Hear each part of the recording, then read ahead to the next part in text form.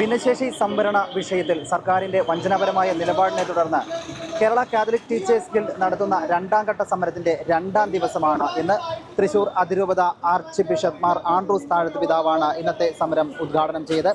കേരളത്തിന്റെ ഉള്ളിലുള്ള നിരവധി അധ്യാപകരാണ് ഇന്നത്തെ സമരത്തിൽ പങ്കെടുക്കുന്നതിന് വേണ്ടി തൃശൂർ കോർപ്പറേഷൻ പരിസരത്തേക്ക് എത്തിച്ചേർന്നിരിക്കുന്നത്.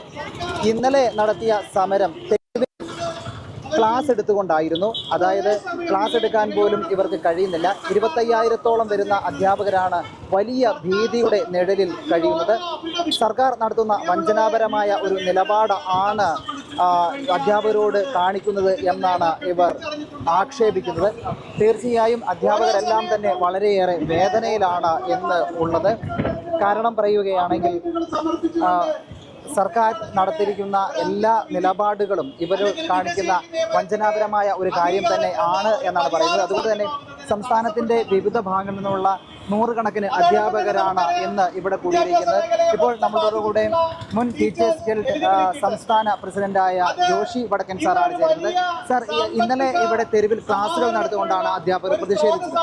ഇന്നത്തെ പ്രതിഷേധം എങ്ങനെയാണ്? ഇന്നലെ നമ്മളിവിടെ തെരുവോരത്ത് ക്ലാസുകൾ നടത്തുകയായിരുന്നു അധ്യാപകർ. അതിനുശേഷമായിരുന്നു പ്രതിഷേധമുയർത്തിയ അധ്യാപകരെ കരുതൽ തടങ്കലിൽ പോലീസ് നീക്കം ചെയ്തത്. ഇന്ന് വീണ്ടും നമ്മൾ സമരപരിപാടി രണ്ടാം ദിവസമായിട്ട് ഇന്ന് നടക്കുകയാണ്. ഇന്ന് കേരളത്തിന്റെ വിവിധ ഭാഗങ്ങളിൽ നിന്നുള്ള അധ്യാപകരുടെ പ്രതിനിധികൾ എത്തിച്ചേർന്നിട്ടുണ്ട്.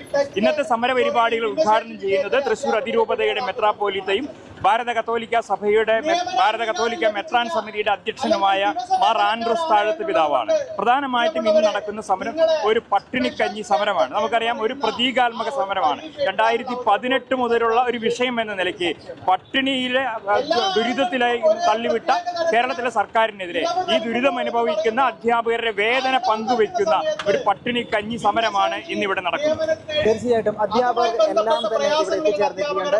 പ്രതീകാത്മകമായ ഒരു സമരം തന്നെയാണ് ഇന്ന് ടീച്ചേഴ്സ് ഗിൽഡിന്റെ നേതൃത്വത്തിൽ പട്ടിണി കഞ്ഞി കുടിച്ചുകൊണ്ടുള്ള ഒരു സമരത്തിലേക്കാണ് അധ്യാപകർ കടക്കുന്നത്. ഇവിടെ വലിയൊരു കലാമാമാങ്കം നടക്കുമ്പോൾ അവരെ പഠിപ്പിക്കുന്ന അധ്യാപകർ ഇവിടെ പട്ടിണി കഞ്ഞി കുടിച്ചുകൊണ്ട് തെരുവിലിരുന്ന് സമരം ചെയ്യുന്ന ദൃശ്യം ഏറെ വേദനിപ്പിക്കുന്ന ഒന്ന് തന്നെയാണ്.